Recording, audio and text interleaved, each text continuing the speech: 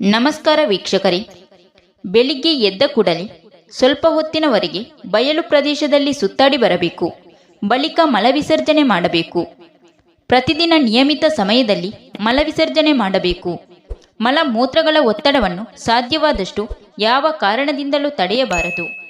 ಶೌಚ ವಿಧಿಗಳು ಪೂರೈಸಿದ ನಂತರ ಮುಖ ತೊಳೆದುಕೊಂಡು 1-2 ಬಟ್ಟಲು ಶುದ್ಧವಾದ ತಣ್ಣೀರನ್ನು ಕುಡಿಯಬೇಕು. ಪ್ರತಿದಿನ ಮುಖ ತೊಳೆದುಕೊಂಡು ನಂತರ ಶುದ್ಧವಾದ ನೀರನ್ನು ಕುಡಿಯುವುದರಿಂದ ಜಠರದಲ್ಲಿರುವ ಕಲ್ಮಶಗಳು ಮೂತ್ರದ ಮುಖಾಂತರ ಹೊರಹೋಗುತ್ತದೆ. ಹಲ್ಲುಗಳನ್ನು ಸ್ವಚ್ಛವಾಗಿರಿಸಲು ಉತ್ತಮವಾದ ದಂತಧಾವನ ಚೂರ್ಣದಿಂದ ಚೆನ್ನಾಗಿ ಉಜ್ಜಿ ತೊಳೆಯಬೇಕು. ನಾಲಿಗೆಯನ್ನು ಕೆರೆದು ಸ್ವಚ್ಛಗೊಳಿಸಬೇಕು. ಪ್ರತಿದಿನ ಆಹಾರವನ್ನು ತಿಂದ ತಕ್ಷಣ ಹಲ್ಲನ್ನು ಕೈಯಿಂದ ಸ್ವಚ್ಛಗೊಳಿಸಬೇಕು. ಬಾಯಿ ತುಂಬ ನೀರು ತುಂಬಿಕೊಂಡು ಹಣೆಯ ಮೇಲೆ, ಕಣ್ಣುಗಳ ಮೇಲೆ ನೀರು ಚಿಮುಕಿಸಿಕೊಳ್ಳಬೇಕು. ಹೀಗೆ ದಿನಕ್ಕೆ 2 ಸಲ ಮಾಡಬೇಕು. ಹೆಚ್ಚಾಗಿ ಜಿಡ್ಡು ಪದಾರ್ಥಗಳನ್ನು ಸೇವಿಸಬೇಕು. ಜಿಡ್ಡು ಪದಾರ್ಥ ರುಚಿಯಾಗಿರುವುದಲ್ಲದೆ ಅಪಾನವಾತವನ್ನು ಹೊರಹಾಕಿ ಶರೀರವನ್ನು ಬಲಿಷ್ಠಗೊಳಿಸಿ ಚರ್ಮಕ್ಕೆ ಬಣ್ಣಕಾಂತಿಯನ್ನು ನೀಡುತ್ತದೆ. ರಾತ್ರಿ ಮಲಗುವ ಮುಂಚೆ ಹಲ್ಲನ್ನು ಉಜ್ಜಿ ತೊಳೆದುಕೊಳ್ಳಬೇಕು. ಇಲ್ಲದಿದ್ದರೆ ಹಲ್ಲಿನಲ್ಲಿ ಕ್ರಿಮಿಕೀಟಗಳು ಸೇರಿಕೊಂಡು ಹಲ್ಲನ್ನು ದುರ್ಬಲಗೊಳಿಸುತ್ತದೆ. ಪ್ರತಿದಿನ ಉಗುರು ಬೆಚ್ಚಗಿರುವ ನೀರಿನಿಂದ ಸ್ನಾನ ಮಾಡಬೇಕು. ಉತ್ತಮವಾದ ಸ್ನಾನ ಚೂರವನ್ನು ಉಪಯೋಗಿಸಿ ಅಂಗಾಂಗಗಳನ್ನು ಸ್ವಚ್ಛಗೊಳಿಸಬೇಕು. ಮೈಯನ್ನು ಒಗೆದು ಒಣಗಿಸಿದ ವಸ್ತ್ರದಿಂದ ಒರೆಸಿ ಶುಭ್ರವಾದ ಉಡುಪು ತೊಡಬೇಕು. ಅತ್ಯಂತ ಬಿಸಿಯಾಗಿರುವ ನೀರಿನಿಂದಾಗಲಿ ಸ್ನಾನ ಮಾಡಬಾರದು. ಯಾವುದೇ ಕಾರಣಕ್ಕೂ ಬಿಸಿಯಾದ ನೀರನ್ನು ನೆತ್ತಿಯ ಮೇಲೆ ಸುರಿದುಕೊಳ್ಳಬಾರದು.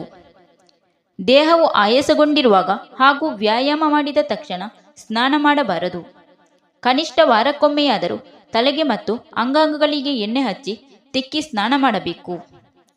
ಪ್ರತಿದಿನ ಮೊದಲು ಕೈ ಬಾಯನ್ನು ಚೆನ್ನಾಗಿ ತೊಳೆದುಕೊಂಡು ನಂತರ ಆಹಾರವನ್ನು ಸೇವಿಸಬೇಕು. ಅದೇ ರೀತಿ ಹಸಿವೆ ಇಲ್ಲದಿರುವಾಗ ಊಟ ಮಾಡಬಾರದು. ರಾತ್ರಿ ಊಟ ಆದ ತಕ್ಷಣ ಲೈಂಗಿಕ ಕ್ರಿಯೆ ನಡೆಸಬಾರದು. 3 ಗಂಟೆಗಳ ಅಂತರವಿರಬೇಕು. ರಾತ್ರಿ ಊಟದ ನಂತರ ಸ್ವಲ್ಪ ವಿಶ್ರಾಂತಿ ಪಡೆದು ಎಡಮಗ್ಗುಲಾಗಿ ಮಲಗಬೇಕು. ಶುದ್ಧ ವಾಯು ಬರುವ ಸ್ಥಳದಲ್ಲಿ ಮಲಗಿ ನಿದ್ರಿಸಬೇಕು. ಹೊದಿಕೆಯಿಂದ ಮುಖ ಮುಚ್ಚಿಕೊಂಡು ನಿದ್ರಿಸಬಾರದು. ಮಲಗಿದ ನಂತರ ರಾತ್ರಿ ಎದ್ದು ನೀರನ್ನು ಕುಡಿಯಬಾರದು.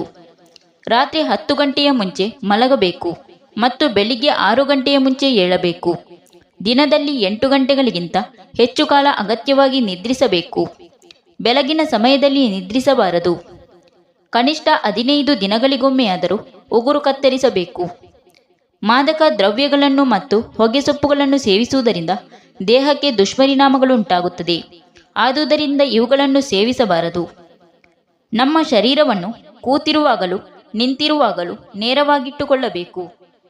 ಕೆಲವರು ಬಾಯಿಂದ ಉಸಿರಾಡುವ ದುರಭ್ಯಾಸವನ್ನು ಹೊಂದಿದ್ದಾರೆ. ಇದು ಆರೋಗ್ಯಕ್ಕೆ ಹಾನಿಕಾರಕ. ಯಾವಾಗಲೂ ಮೂಗಿನಿಂದಲೇ ಉಸಿರಾಡಬೇಕು. ದೀರ್ಘವಾಗಿ ಉಸಿರೆಳೆದು ಬಿಡಬೇಕು. ಮನಸ್ಸನ್ನು ಯಾವಾಗಲೂ ಉಲ್ಲಾಸಿತವಾಗಿ ಇಟ್ಟುಕೊಳ್ಳಲು ಪ್ರಯತ್ನ ಪಡಬೇಕು ಹಾಗೂ ಆದಷ್ಟು ಮಟ್ಟಿಗೂ ಶಾಂತಚಿತ್ತರಾಗಿರಬೇಕು. ಉತ್ತಮ ನಡೆನುಡಿಯಿಂದ ಮನಸ್ಸಿಗೆ ಧೈರ್ಯ ಹಾಗೂ ಶಾಂತತೆ ಲಭಿಸುತ್ತದೆ ಹಾಗೂ ಸಮಾಜ ಜೀವನದಲ್ಲಿ ವ್ಯಕ್ತಿಯ ಘನತೆ ಗೌರವ ಹೆಚ್ಚುತ್ತದೆ. Thank you for watching. Video ಇಷ್ಟ ಆದರೆ ಒಂದು ಲೈಕ್ ಮಾಡಿ, ವಿಡಿಯೋನ ಎಲ್ಲರಿಗೂ ಶೇರ್ ಮಾಡಿ, ಚಾನಲ್ನ ತಕ್ಷಣ ಸಬ್ಸ್ಕ್ರೈಬ್ ಮಾಡಿ.